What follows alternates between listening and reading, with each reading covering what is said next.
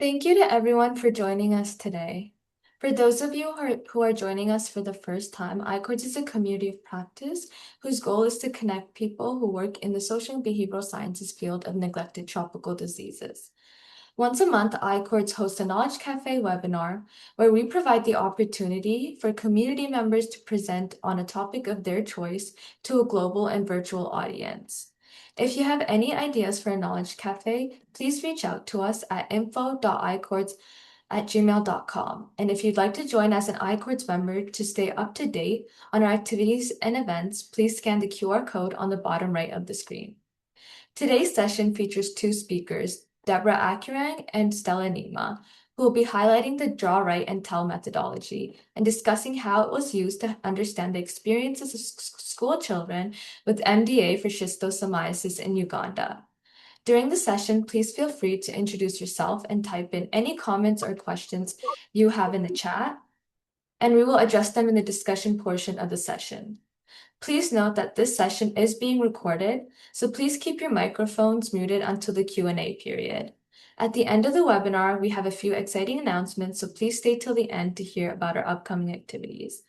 Our session moderator is Dr. Alison Krentel, who is a principal investigator at the Bruyere Health Research Institute and associate professor at the University of Ottawa. I will now pass it over to Dr. Krentel to introduce the session and our speakers.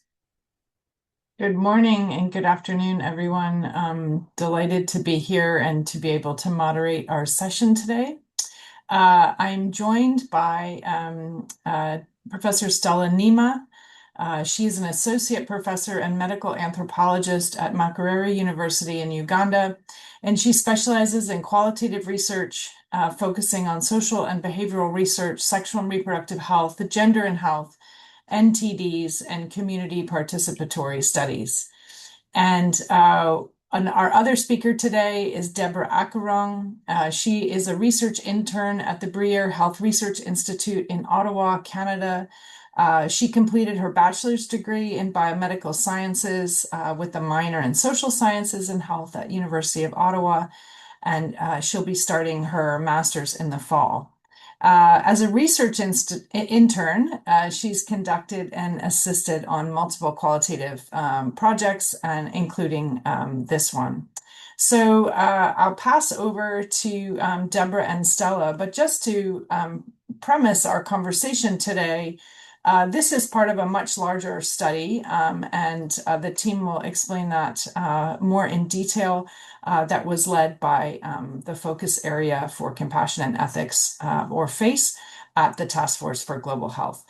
So we're just presenting a very small part of it this morning or this afternoon. But you'll hear more about how it fits into the larger context. So I'll pass over to, I believe, Deborah, who'll be starting us out. And please do put any questions in the chat as we're going on, and I'll be keeping note of them. We're planning for about half an hour worth of discussion, so there'll be time for questions at the end. So I'll pass over to our first speaker. All right, thank you so much, Allison, for that introduction. Good morning, good afternoon, and good evening, everyone. And thank you very much to iCourts for inviting us to speak today. As it was mentioned earlier, today during this Knowledge Cafe, we'll be sharing a little bit about a relatively new child-centered qualitative research method known as the draw, write, and tell. And more specifically, we'll be looking at how our team implemented this for our study on informed consent practices in Uganda for mass drug administration. And then we'll be diving into the overarching results using this new methodology. Could I move to the next slide, please? Thank you.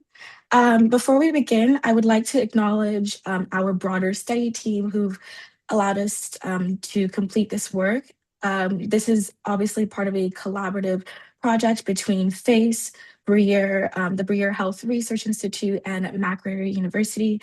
So I'd just like to say a special thank you to everyone who was involved in making this project happen. Next slide, please.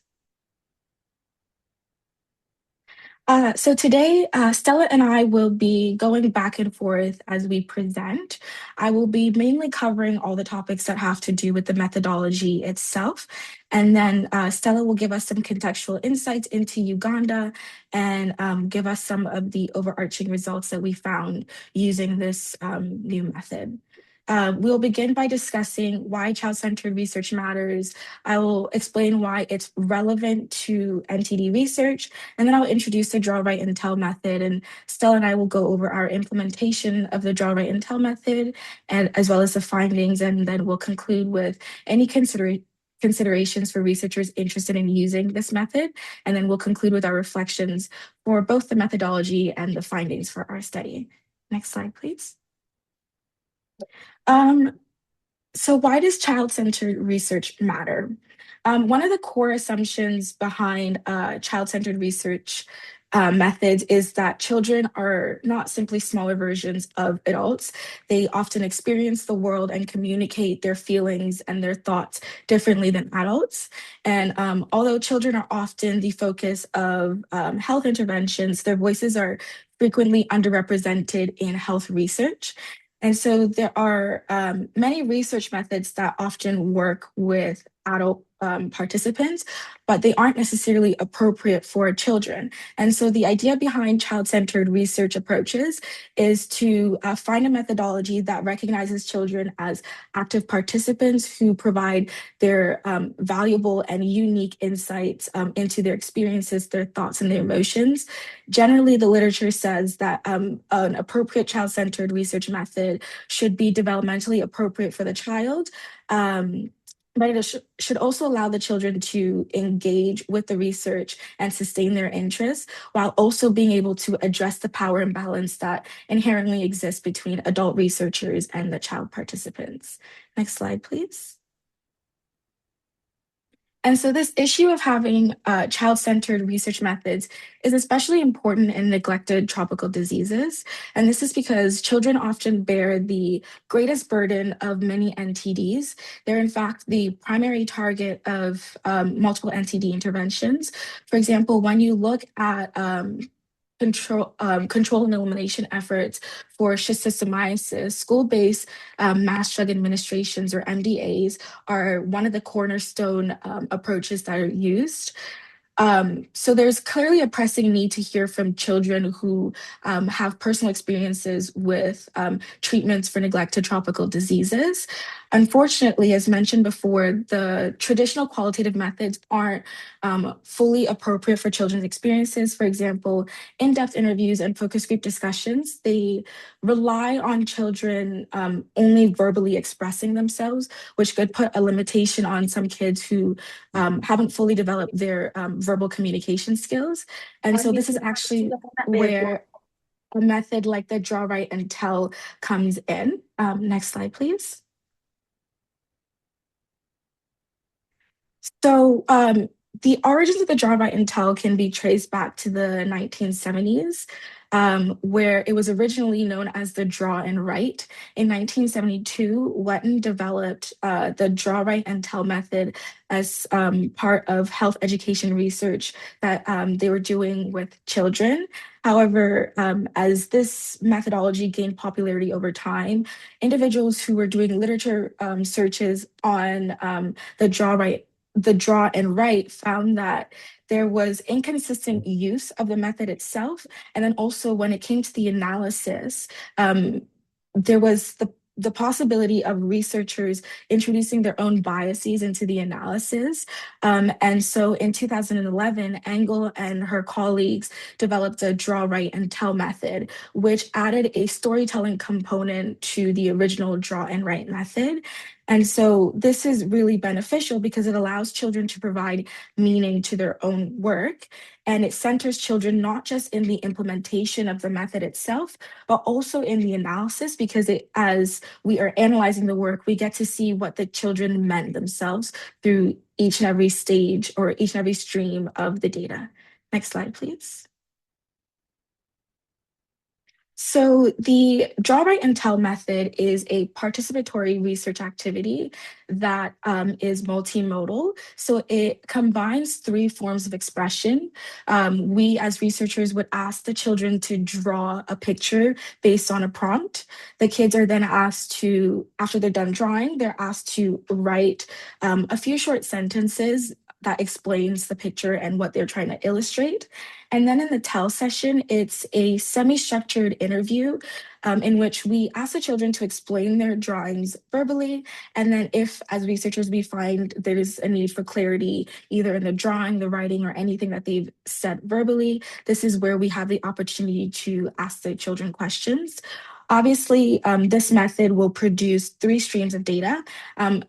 An important principle behind the draw, write, and tell method, specifically the analysis of it, is that the three streams of data should be analyzed together and not independently, because you can't really make meaning of the data points without each other. Next slide, please. So over here, this is an image that we pulled from a 2015 paper that Engel and her colleagues published. It really just shows the philosophy of the draw, write, and tell being the acknowledgement of children having the right to speak or comment on any situation that affects them. And then it walks us through what Engel and her team originally intended the methodology to look like. So it moves from the consent process all the way through to the interpretation, which is the tell session. And then it gives us a clue about the analysis and how especially the tell session is intended to be thematically analyzed, and the writing is supposed to support the drawing component.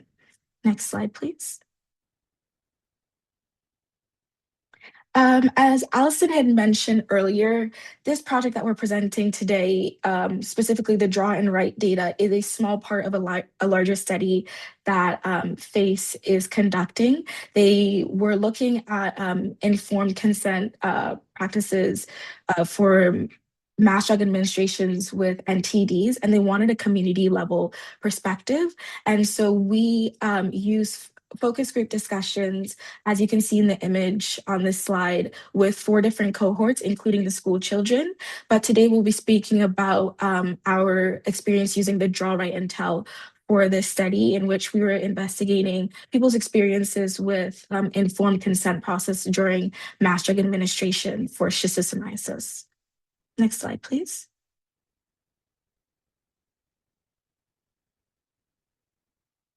I will pass it over to Stella to give us some contextual insight into our study setting. Thank you, Deborah. How did we implement the draw, write, and tell method? We conducted our study in 2 districts. The first district was Bruyere, and the next was Hoima. So if you look at the map, there is that, is it brown? On my side, it is on the left side. It's near a lake called Lake Albert, and it borders Democratic Republic of Congo. Then on my right side, it's near Lake Victoria, and that is Bruyere. The one next to the Democratic Republic of Congo is called Hoima. So there are 2 distinct regions. Hoima is hard to reach, and then Bruyere, you can see it's near Lake Victoria, and Lake Victoria is near the cities and towns in Uganda. So it's a little bit accessible. And this might even affect some of the findings that we are going to get. Apart from that, Hoima district, which is near DRC, has high treatment coverage for schistosomiasis compared to Bruyere, which has low treatment coverage. So we wanted also to compare a little bit of that to give us the context. The study site differs in accessibility. As I had already indicated, there's Hoima is quite remote, hard to reach, yet Bujiri is just along the international highway between Uganda and Kenya. Next.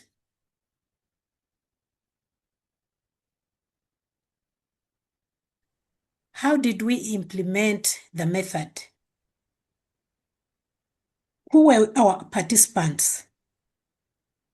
Of course, as Deborah mentioned, this was purposeful sampling.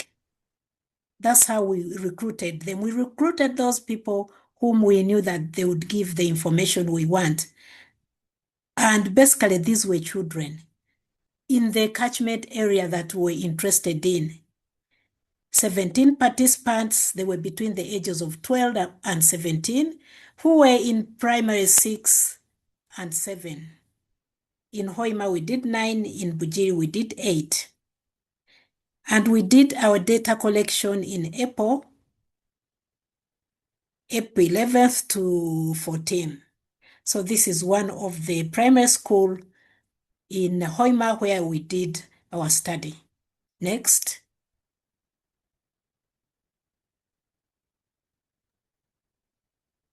Okay. So, yeah.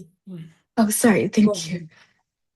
So when it came to our actual implementation of the draw, write, and tell method, we had actually done the focus group discussion with the same group of kids the day before, and so the kids were familiar with us, but we did spend some time doing an icebreaker before we began the draw, write, and tell method itself.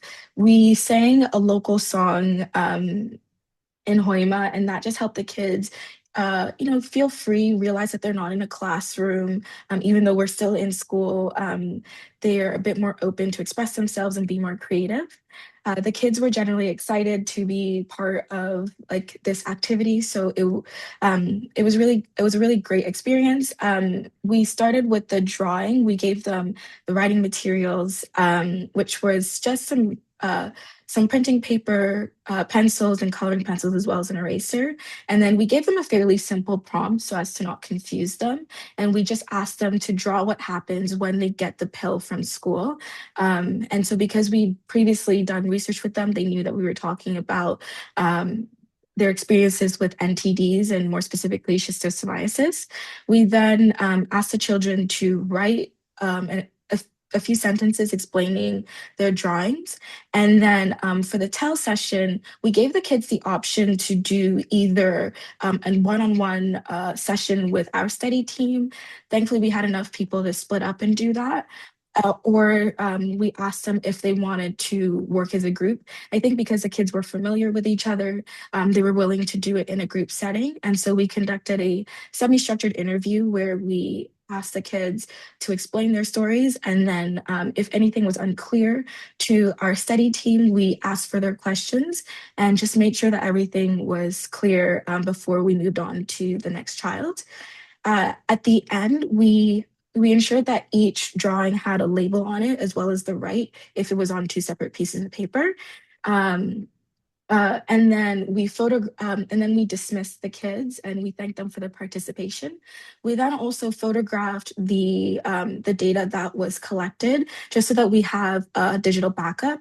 And then we stored the data or the pictures in some folders just to make sure that they weren't going to be damaged through transportation, especially as we were traveling from Uganda and I came back to Ottawa. Next slide, please.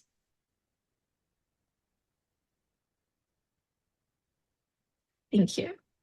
So in this picture on my right here, you just see our study team in Uganda. This was us training and preparing a few days before actually going out into the field on specifically the draw, write, and tell method. When it comes to the timing of the draw, write, and tell method, we took about 90 minutes. We chose 90 minutes because it allowed us enough time to go through each session without rushing the kids. But then it also wasn't too long at a point where the kids would be bored and we'd be losing their interest. So The icebreaker was about 10 minutes. It wasn't something that we spent too long on, simply because we were already familiar with the kids. The draw and the write both required 20 minutes each. And then the tell session, we gave about 30 minutes. In some instances, it was 40 minutes. Just because this section is this section of this method is so important, because it's where we as researchers are able to have a clearer understanding on anything that's in the picture or that's written down that may not be inherently obvious to us. And because you have so many kids and you have to go through each one of them, we allotted the most time for the tell session.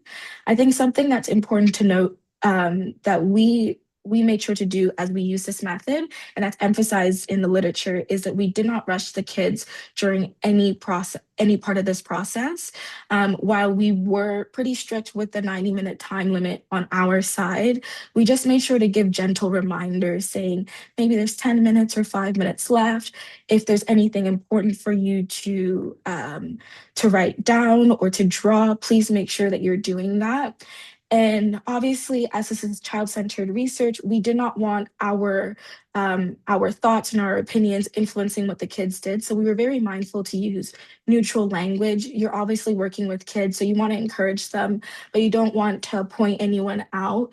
And so we collectively praise everyone's effort and the detail and the attention that they were taking to each image. And then instead of correcting the kids, if something is wrong, maybe if they colored the sun orange, for example, or they spelled something incorrectly, rather than saying that's not correct, we just asked for clarity on things that mattered. So if the spelling was incorrect and it maybe made the sentence hard to understand, we would ask for clarity during the tell session, and just that way we made sure to build the confidence of the kids without influencing their work too much. Next slide, please.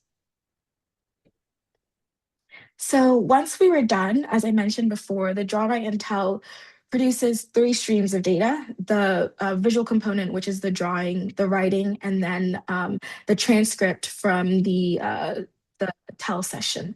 So for the drawing, what we did, what our study team did, was we conducted a content analysis of the visual elements.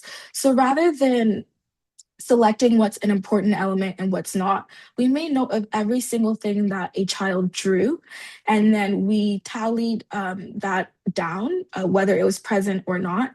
We didn't really make note of how many times the item was present, only if it was present in a child's drawing.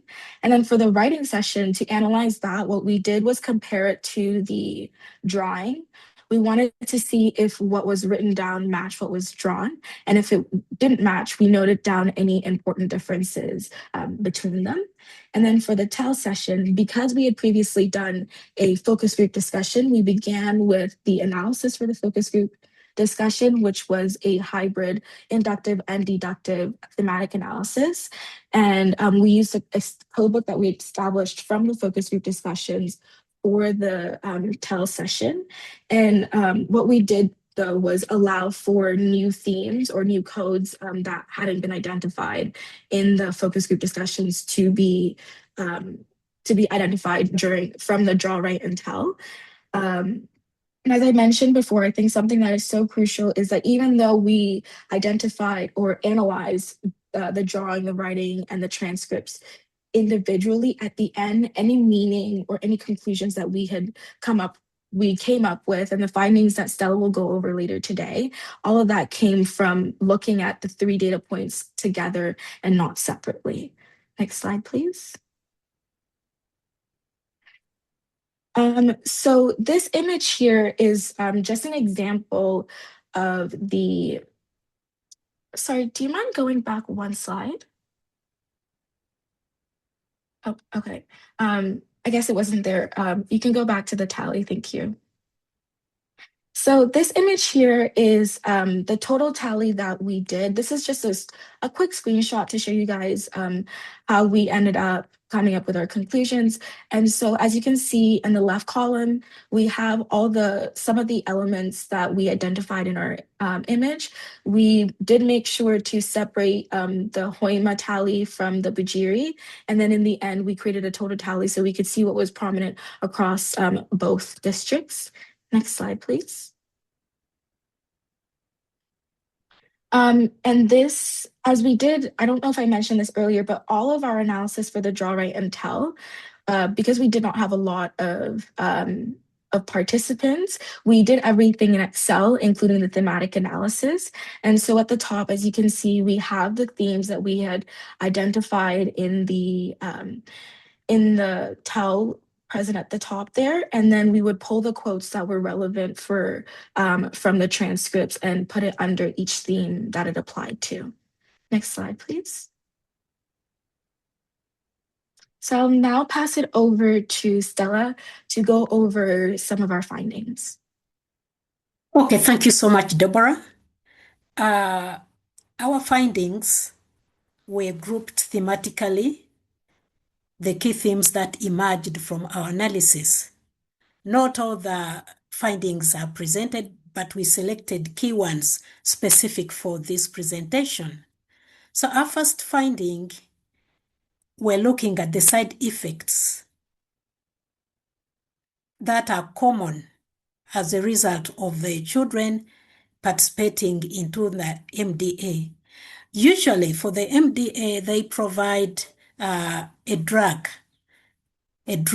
which is called praziquantel. And of course, it has some side effects. So when we analyzed the drawings and their tellings, we found that side effects were most frequently depicted element in the drawings because it affected them. They felt, and some of them would not come to school if they knew that the drugs are going to come. So the side effects that commonly were mentioned included vomiting, that as soon as they took the medicine, some of them reported vomiting. Then there was stomach ache, the pains in the stomach after taking the praziquantel. And others also mentioned that they would start diarrheating, going to the latrine because of the medicine. So, however, side effects were more common in Hoima. The district that we mentioned is hard to reach, is near DRC, than in Bujiri, which is nearer to the city and near to the international highway to Nairobi. So, although all these side effects were quite common, even the mild ones like feeling dizziness, nausea were also reported. So as a result of the side effects, many children in Hoima illustrated resting or sleeping after taking the medication in their drawings. They could draw a number of them sleeping under a shade, under a tree, and in that part of the country, it's quite hot. The weather is quite hostile, and they might not get, apart from the school building, the classrooms, they might not get a better place to rest apart from under the shade of a tree. Next, please. Okay, this one, Deborah, you could highlight more on this picture. Of course. So this picture here is drawn by one of the students in Hoima. As you can see towards the bottom left side of the picture, we see some kids resting under a tree, some of them sitting down. And at the top, we see beside the big building, that's the latrine that the kids have depicted. We see one child on the way to the latrine, and then we see another child who is throwing up. And then on the right here, it's just a quote from the right itself that this particular child wrote in reference to their picture. So they talk about how the teacher came to give them the tablets, how they themselves, their stomach started paining them, they fell asleep by the shed, and then in this particular instance, the child was told to go home because they suffered so many side effects. Next slide, please. Okay, thank you. Okay, our other theme was about access to food. What did they come with food? had they eaten food or did they get food at school? So wanted to understand because, with praziquantel, the drug is quite strong and it needs a base in terms of having eaten something before you take the tablet. That is quite known. So we looked at access to food and we saw that it varied between the two districts. Usually children, if like the following day there's going to be a mass drug administration, children are told to eat before the MDA, but not all schools provided food. Only children in Bujiri drew food being made available to them before the MDA. Many of the children illustrated a cook preparing of offering the food. That was in Bujiri district. Bujiri schools, the school we went to, they provided them with food. And this food was in form of maize porridge. They would be given a cup of maize porridge, in addition maybe to what they had carried from home. But in Hoima, no children reported or illustrated food or a cook because it's not there. In the schools in Hoima, they advise the parents to prepare food and pack food for the children when it's a mass drug administration day. So sometimes you might find that there are some homes that do not have enough food, and whatever they have is what they give to the children. And maybe that's why they reported, we are assuming they reported more side effects than those who had a cook, somebody to cook for them, or a meal at school. Next. Deborah? So in this picture, we see one of the participants in Bujiri has drawn their experience for the school-based MDA. The reason we chose this picture is because if you can see on the bottom right here, we see the child is drawing a cook serving the children food before they go to get water and take the tablets. This was one of the many drawings in which children depicted a cook or depicted themselves being provided food during the school-based MDAs. This is something that we did not notice or see in Hoima, as Stella had mentioned earlier, because food was not offered at school for the children in Hoima. Next slide, please. So now our next theme was on the continuum of consent. We found that different elements of a continuum of consent were illustrated and discussed. So we noted that sensitization is an important part of the consent process.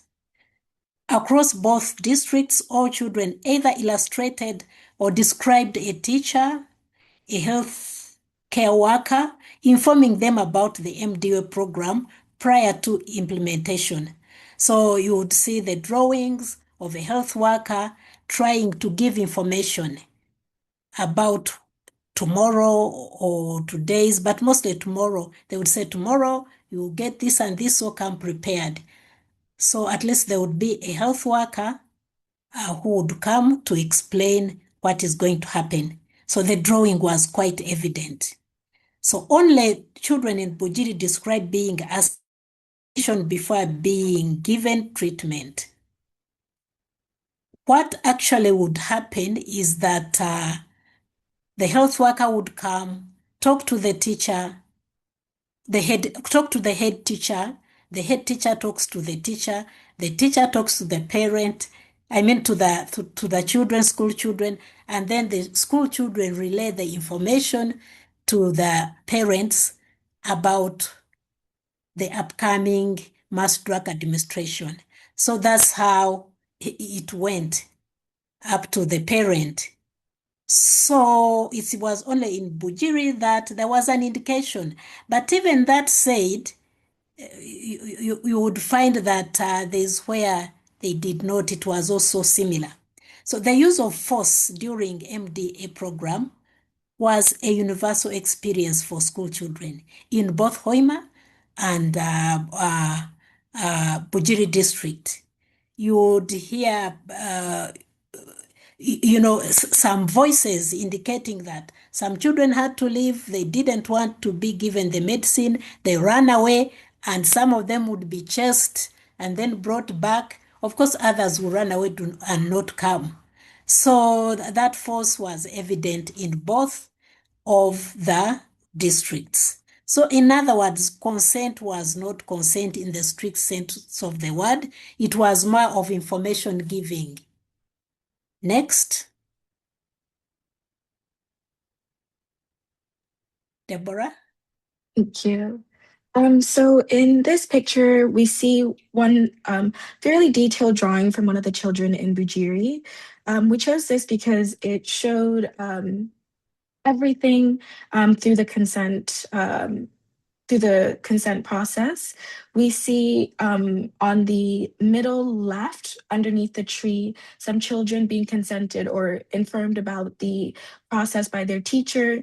And then just by the tree, we see two kids, and I don't know if you guys can see the writing, but the children there are saying that I can't get the treatment. And I think one thing that's really interesting or shows the importance of each of the three streams in this method is that over here we see the kids saying that they can't get the treatment, but in the tell, this child also mentioned that those kids who said they couldn't get the treatment were actually forced to get the treatment. So the teachers ran after them. And so we do see just the wide range of experiences or events that are going on during the school-based MDA. Next slide, please. Yes. So conclusion, do. Thank you. Before we wrap up our presentation, for anyone who is interested in this method, we truly do recommend it. It is a very good child-centered qualitative research method. It's using forms of communication that children are already familiar with. And we found that it encouraged children who were a bit more introverted during the FGD to speak up more. And because it generates three types of data, the writing validates the drawing, and the tell validates everything that we see in the draw and the write. Though before you implement this, there are some limitations that you should be aware of.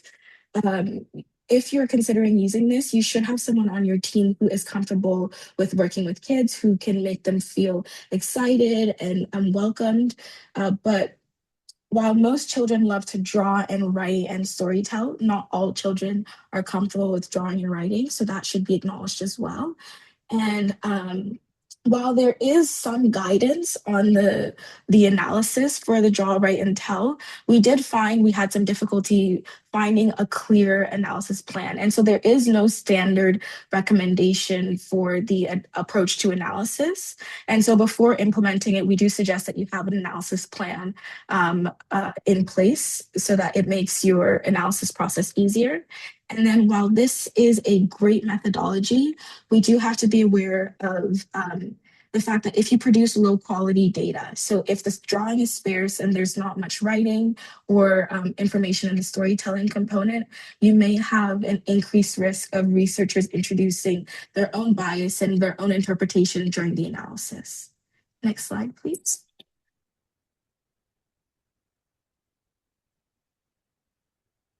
Oh, next slide, please.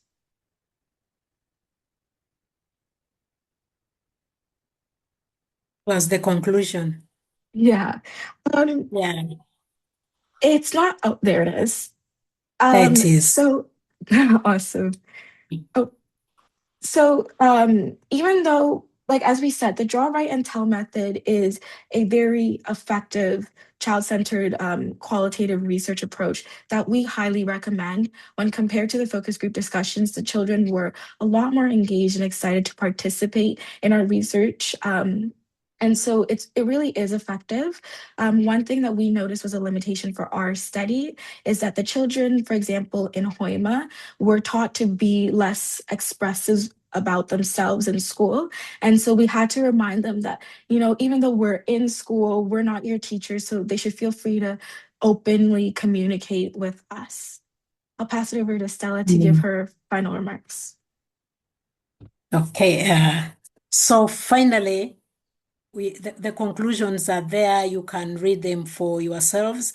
But what we can say is that indeed children should be part of the study. They should not be as an end product, or they should be also involved. What has been happening most has been that it's the parents, they ask about the children, or it's the teachers, they ask about the children. So we have demonstrated, the draw, write, and tell has demonstrated that if children are involved in what concerns them, they are the ones who swallow the medicines, they are the ones who get the side effects, they can tell what happens, and that has an implication. It can also help the health workers, it can help the village health teams and the community at large to understand the feelings and the expressions of children. Thank you. Over.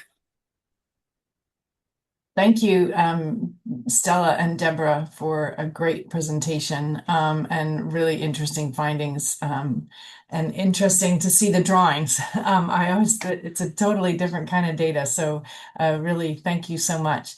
So we've got a comment from David, who actually is involved in the larger study that this is part of.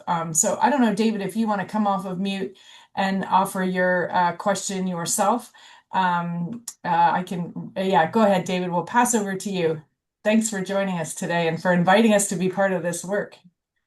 Oh, thanks. And thank you, Allison and Stella and Deborah. The fantastic presentation. This is such needed information. And so rarely do we actually consider the experience of the participants, particularly children. I was really fascinated by what themes came up. And on reflection, you would think of course, they would focus on the side effects because that's their experience. But it wasn't, it almost seemed surprising to me when I first heard it, but of course it makes sense. I was wondering if any of the students or children drew or talked about a process of assent. I mean, there was the information giving, but did any of them depict or describe their own agency in this? It sounded like it was about the lack of agency and being forced. But I was wondering if you got any signal about being given agency to participate or not. Thank you. Deborah? Thank you, Stella. Thank you so much for your question, David. So in the drawing itself, we didn't see any of the children showing that they were being asked permission. But interestingly, in the right and in the tell, some of the kids, only the ones in Bruyere though, but some of them did describe being asked permission. So it does really seem that the kids are essentially just expected to accept the medication. And if they don't, that's when the use of force comes in and they're being chased after. Wow, thank you. Yes. And also to add on to that, the environment they are in, this is a school environment with that hierarchy of headmaster, head teacher, and pupil. So everything is you obey, you see. But they were also not happy that they give us the information to tell our parents. What if the child forgets to tell the parent that the following day is MDA? So there's that problem. Thank you. Thank you very much. And great work. Really appreciate it. Thanks for your question, David. We have one from Sebastian. And again, I'd invite you, Sebastian, if you'd like to come off mute and offer your question, that would be great. Yeah. Hi, everybody. Thanks, Alison. Well done for the presentation. Yeah, it's so refreshing and so useful. And it seems to me that there's quite a huge gender bias, including the audience today. And my question is, when you deal with children Did you assess or maybe only witness a gender effect? Are the children more comfortable with women, for example, or do you think it's neutral? Great question. Thank you for your question.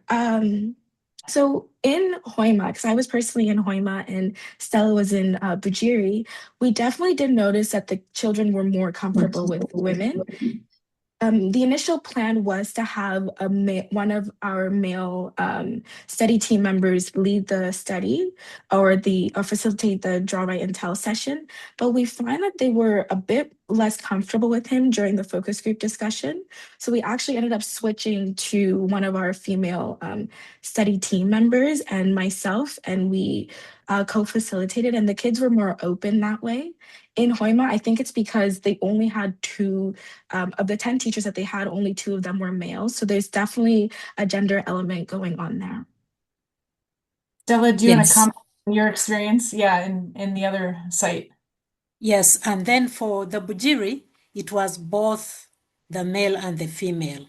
So they didn't feel any intimidation whatsoever, because even in the start they were saying, "Oh, your questions, there's no right or wrong answer. Feel free, draw, do whatever you want." So at least we used to leave them to do their own and then maybe come and look at them. And it was both in the local and English, because maybe they would not understand the good English, better English. So they would use the local language. And when we're recruiting, we recruited those who speak the Hoima language and those who speak the Bruyere language.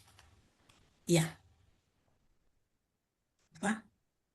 Thanks, Sebastian. It's a really important point, and I think, you know, you all commented on this, but just the inherent power dynamics that are in a school. And I think that's why this method was so much more interesting than the focus group, because the power dynamics of the school meant kids don't want to speak freely, and here they can. So, you know, there's the headmaster and the way the system's set up, and then there's also the gender dynamics. So I think it's a really important question. Yeah. Thanks, Sebastian.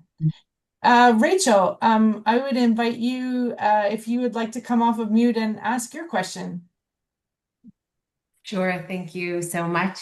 You had showed that image of working with interviewers or trainers who would conduct the draw, write, tell method. And I would love if you could share a few more details about that training, how long it took, how you recruited suitable participants, and sort of what you found to be the most important area of focus in that training.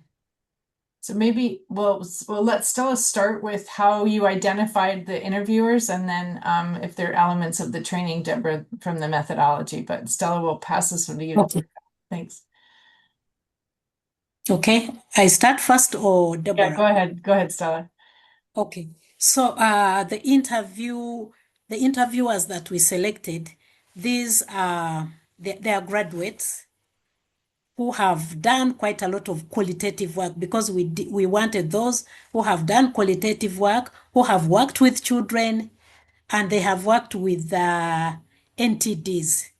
We're so specific in that area.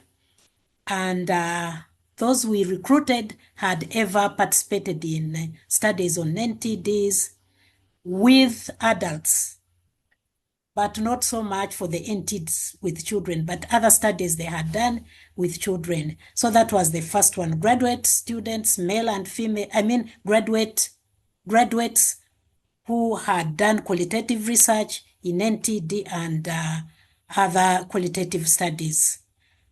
And what else did you want? Maybe Deborah can go ahead.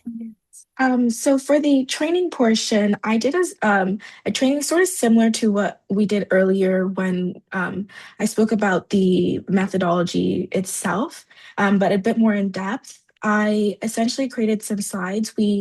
On the first day, I went over what the methodology itself actually was, and then how it's intended to be conducted, and then our plan. We also then took that day to go over the question sheet that we had created, not many questions, but just to make sure that it was locally relevant to the kids in Uganda. And then on day 2, we kind of finalized that question sheet by doing a pilot test amongst each other. So some of our team acted as children, and some of them acted as facilitators, and others as note takers. And we really just made sure that we understood how the process worked.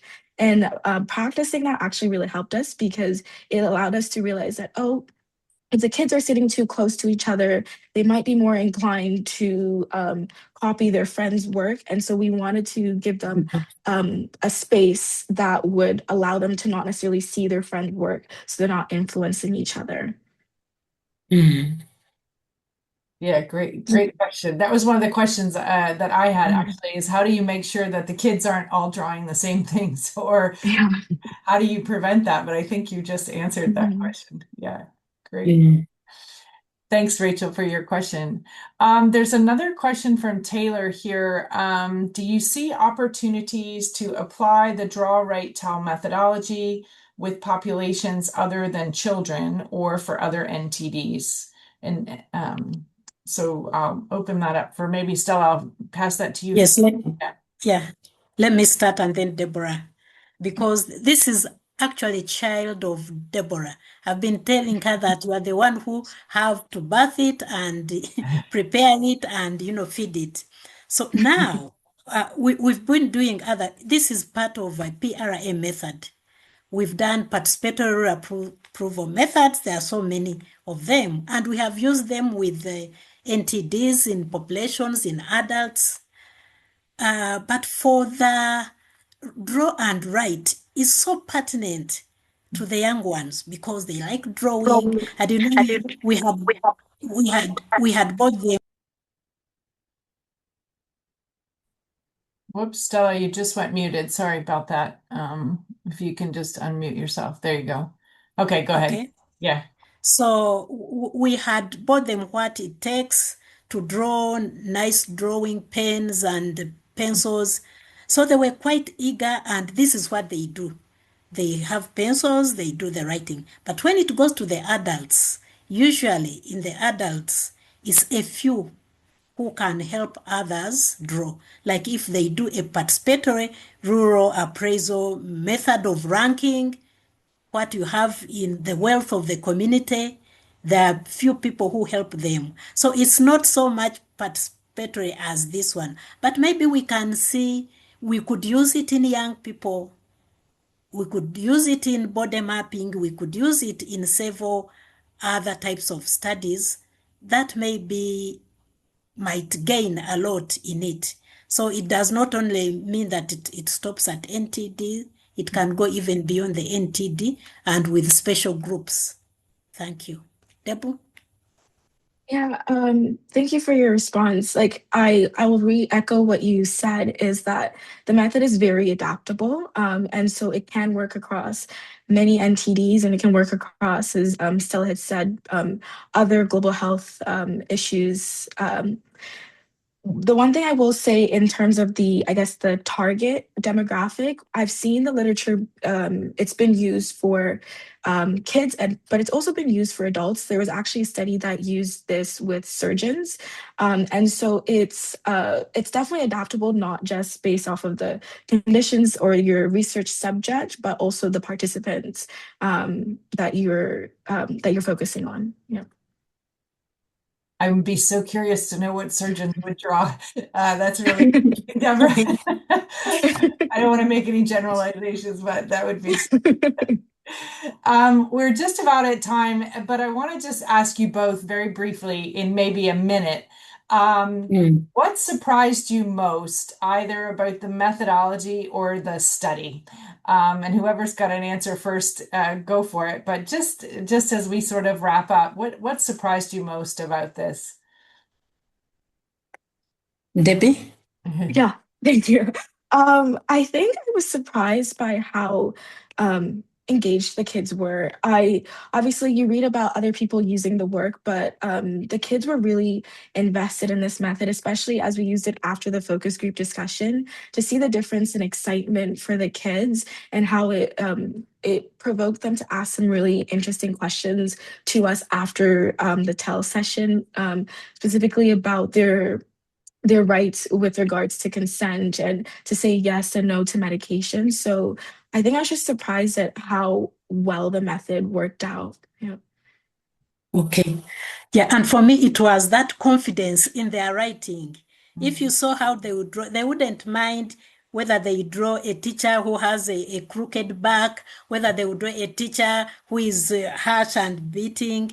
Whatever expression came out of them remembering what happened or what usually happened, it is what they draw. I loved their innocence and the way they were drawing, even going to the toilet to defecate, and if you have diarrhea, you could see somebody going there. So I loved their innocence and their candid way of, drawing and depicting what happens. That was quite good.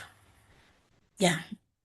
That's beautiful. Thank you. And I just want to say thank you to Stella and Deborah for a really excellent presentation today and for sharing with us this really interesting method and also the results, some of the results from this portion of a much larger study. So thank you to you both.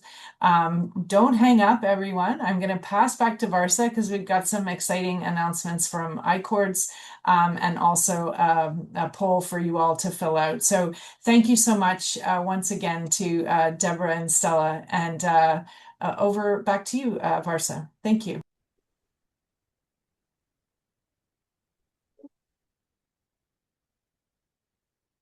All right, thank you so much, Dr. Alison Krentel, for moderating this session, and our speakers Stella Neema and Deborah Akurang for presenting at our Knowledge Cafe today.